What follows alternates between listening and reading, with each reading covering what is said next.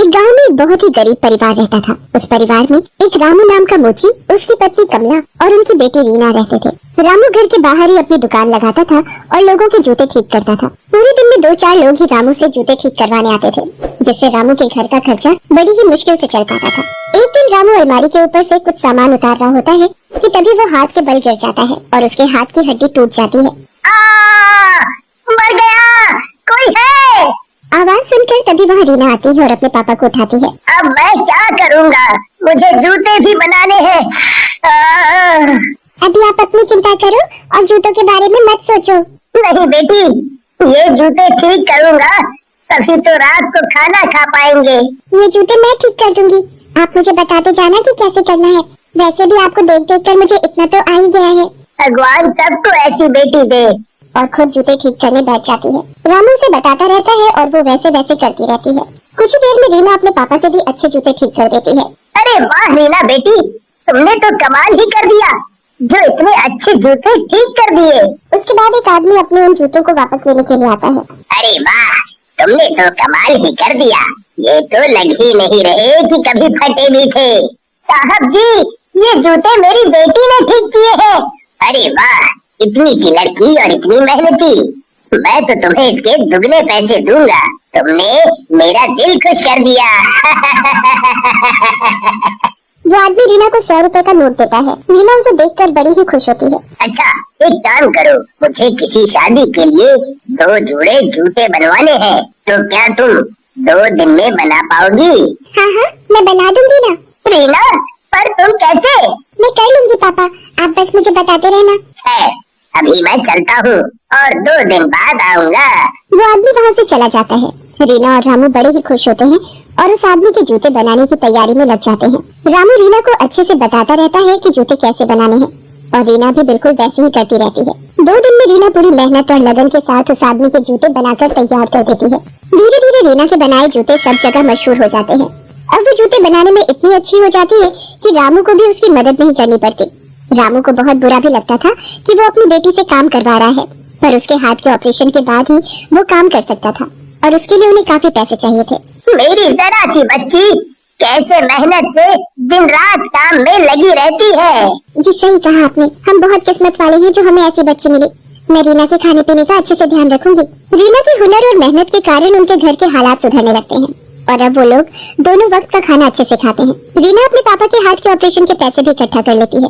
काफी दिन बीत जाते हैं। एक दिन रीना रात को घर का सामान लेकर बाजार से वापस घर आ रही होती है। उसके हाथ में ढेर सारा सामान होता है। वो सड़क पार कर ही रही होती है कि अचानक वहाँ से ट्रक गुजरता है और रीना उस ट्रक से टकरा जाती है। रीना का सारा सामान सड़क पर फैला होता है और रीना खून से लथपथ रोड पर पड़ी मर जाती है। जब उसके माँ बाप को पता चलता है तो वो भागे भागे आते हैं और रीना को मरा देख बहुत रोते हैं। मेरी रीना, मेरी बच्ची तो मुझे छोड़कर नहीं जा सकती, नहीं जा सकती। मेरी प्यारी बेटी, आज मेरा हाथ ठीक होता तो तुझे ये सब काम कभी ना करना पड़ता और कभी तेरे साथ ऐसा ना होता। अब मैं क्या करूं? रामू और कमला को रीना की मौत का बहुत दुख होता है, पर उसी रात एक चुड़ैल बच्ची उनकी दुकान खोलती है और अधूरे जूतों को पूरा बनाने लगती है। मैं अब ये सारे जूते बना दूंगी और आपको कोई तकलीफ नहीं होने दूंगी मम्मी पापा। वो चुड़ैल बच्ची दरअसल रीना होती है, जो उस एक्सीडेंट में मर चुकी होती है। वो अपने माँ बाप को तकलीफ में नहीं देख पाती, इसलिए मरने के बाद भी उनकी मदद करने के लिए वापस आ जाती है। वो पूरी रात पूरी मेहनत से जूते बनाती और पहले से भी सुंदर सुंदर जूते तैयार करके दुकान में रख देती है। पूरी रात होने के बाद जैसे ही सुबह होने लगती है, वो अपने माँ बाप के उठने से पहले वहाँ से चली जाती है। अगले ही दिन कोई रामू के घर का दरवाजा खटखटाता है। कमला जाकर दरवाजा खोलती है तो कोई अपने जूते लेने आया हुआ होता है। जूते? पर वो तो मेरी बेटी बना रही थी और अब वो इस दुनिया में नहीं रही। क्या? ये तो बहुत ही बुरा हुआ।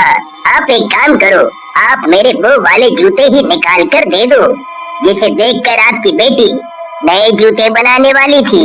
ठीक है, मैं भी दुकान खोलकर निकाल देती हूँ। कमला दुकान खोलती है तो उसकी आंखें फटी की फटी रह जाती हैं। वहाँ तो सारे जूते बने हुए रखे होते हैं। कमला को समझ ही नहीं आता कि ये कैसे हो गया। वो आदमी भी अपने नए जूते देखकर हैरान हो जाता है। वो उसकी सोच से भी बड़े सुंदर बने होते हैं। अरे वाह, वो देखो मेरे नए जूते। लगता है आपकी बेटी ने उनको पूरा बना दिया था।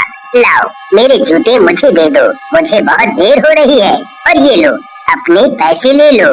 कमला रामू को बुला कर लाती है दुकान में बने रखे जूते दिखाती है। रामू भी बड़ा हैरान हो जाता है। किसी को कुछ समझ नहीं आता कि ये कैसे हुआ। कल ही तो रीना की मौत हुई है और कल उसने जूते बनाए ही नहीं थे। मैंने खुद देखा था। मुझे कुछ तो गड़बड़ लग रही है।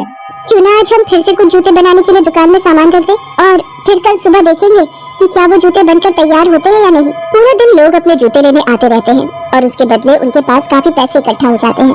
काफी लोग उन्हें अपने खराब जूते सही करने को भी दे जाते हैं। अब इनको मैं दुकान में रख देता हूँ और कल सुबह देखेंगे कि क्या होता है। रात को दोनों सो जाते हैं।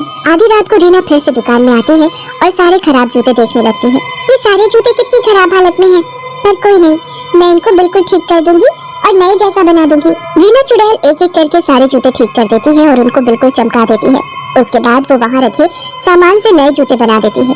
सुबह तक रीना सारे जूते बना देती है और फिर से सबके उठने से पहले वहाँ से चली जाती है। सुबह होने पर जब कमला और रामू उठते हैं तो वो सबसे पहले अपनी दुकान खोलकर देखते हैं। दुकान खोलते ही उनके मुंह भी खुले के खुले रह जाते हैं। ये तो कोई जादू है कमला, ऐसा कैसे हो सकता है?